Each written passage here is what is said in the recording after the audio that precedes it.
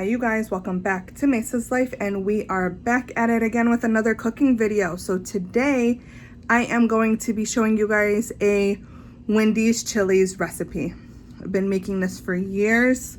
My mom used to make it and my husband loves it, so I asked him if he wanted chili or chicken pot pies today, and he requested chili. So I am going to make that. I'm going to show you guys the ingredients and what I do and all of that. So I am cutting the recipe in half though, you guys, because I did make the full recipe a couple times and we just don't finish all of that chili.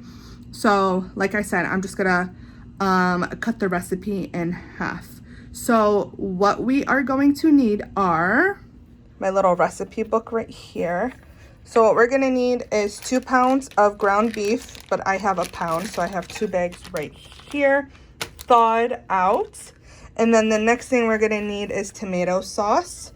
So I just have 2 cans right here. These are 8 ounces, so that's why I got 2 cans, but the recipe calls for 29 ounces.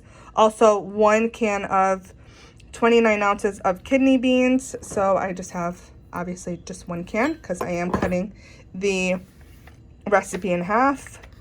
1 29-ounce pinto beans, so I have the pinto beans.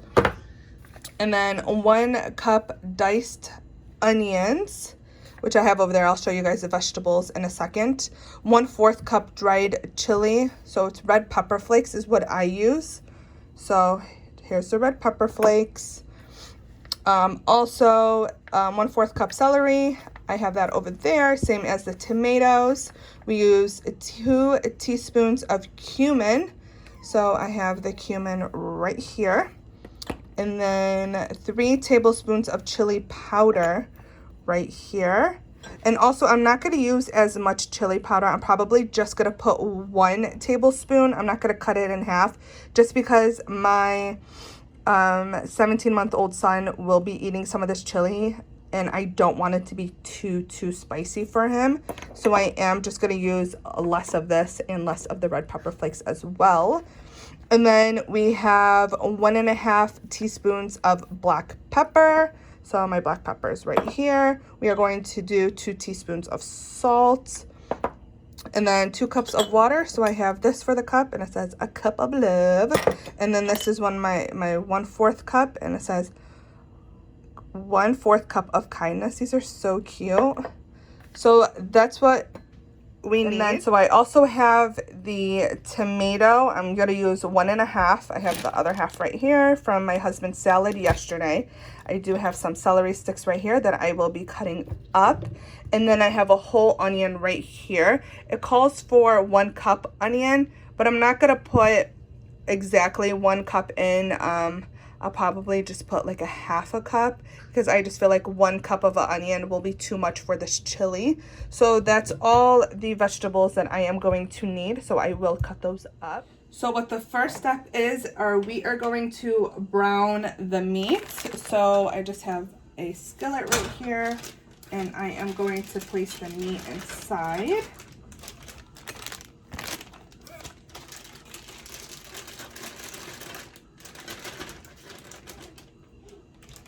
And we're also going to need 1 big pot.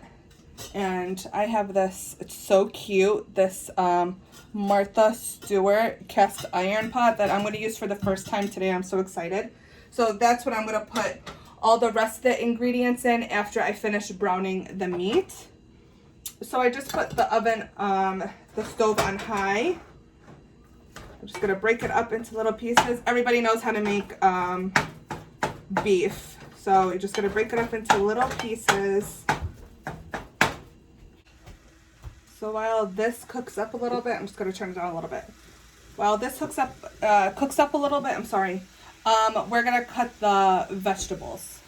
Okay, you guys, like I said, I have 1.5 tomato. I have 4 celery sticks. I think that will be enough. And then I have 1 onion. So I'm just going to chop it up into smaller pieces.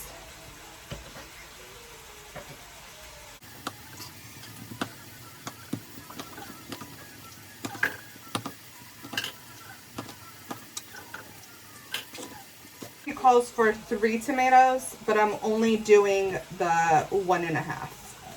Like I said, I'm cutting this recipe in half. Just the whole recipe is way too much for my husband and I to be eating. A lot of it will go to waste if I did make the whole recipe. 1 second, let me check on the meat.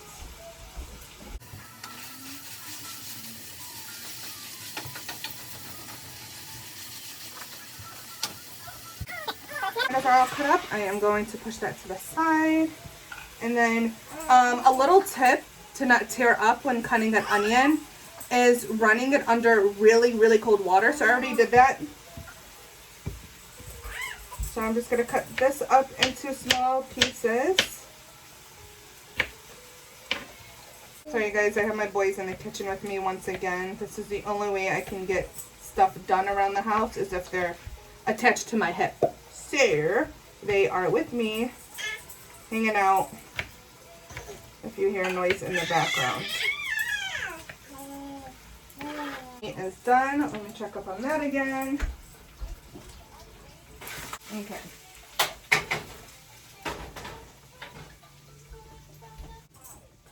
Okay, so the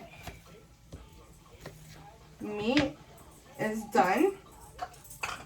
And then I have all the onions cut up.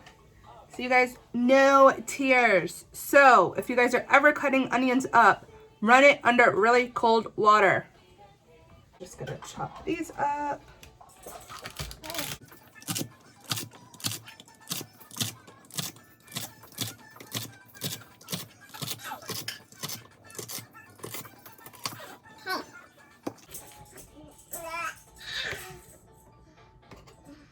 And then I want them in bite-sized pieces only because, like I said, my son is going to be eating these.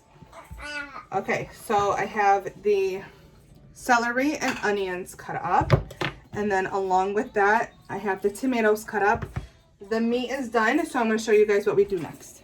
Okay, so I have the pot, move the pot over. And then this is what you want the meat to look like, you guys. Just all cooked. Just cook it through. I'm going to put this on like medium right now. And then I'm going to add in the beef.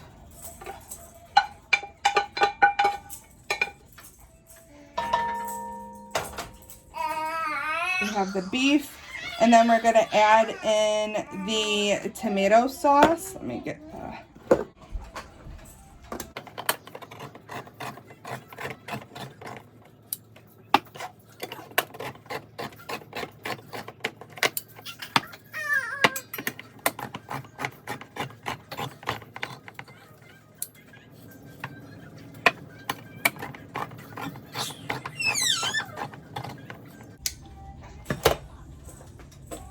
Okay, so we're gonna put the tomato sauce in.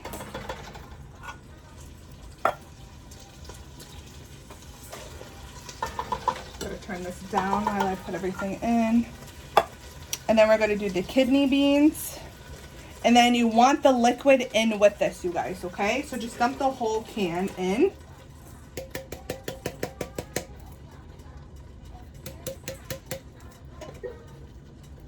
Same as the pinto beans. You guys want it with the liquid, okay? So do not drain the liquid out.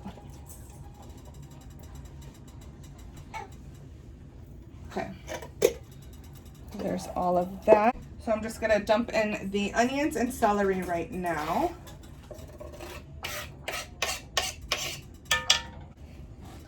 Along with the tomatoes. Okay. And then after all that, we're going to do the red pepper flakes. So it calls for 1/4 cup, but I think that's too much. So I'm honestly probably just going to do 1 tablespoon for right now. And later on, I'll check and see if I need to put... if I need to add any additional of this, as well as the chili powder. So it calls for 3 tablespoons, but honestly I'm only gonna put 1 tablespoon in.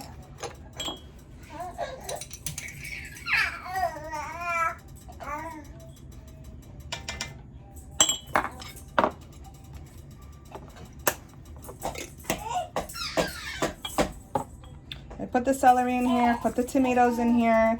It calls for 1 teaspoon of cumin. I mean, two teaspoons of cumin, but I'm only gonna put 1 teaspoon of cumin in.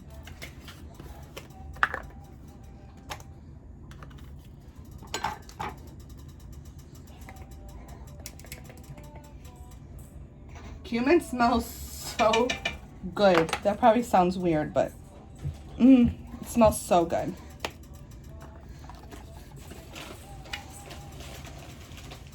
And then it calls for 1.5 teaspoons of black pepper. So I'll do 1. I'll just do 1. A little bit less than 1. And then same with salt. It calls for 2 teaspoons of salt, but I'm only going to do 1 teaspoon of salt.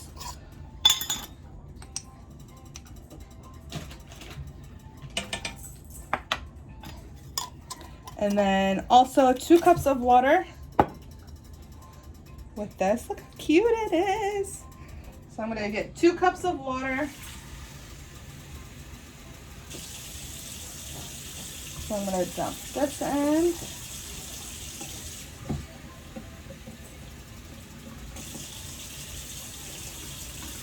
And that in.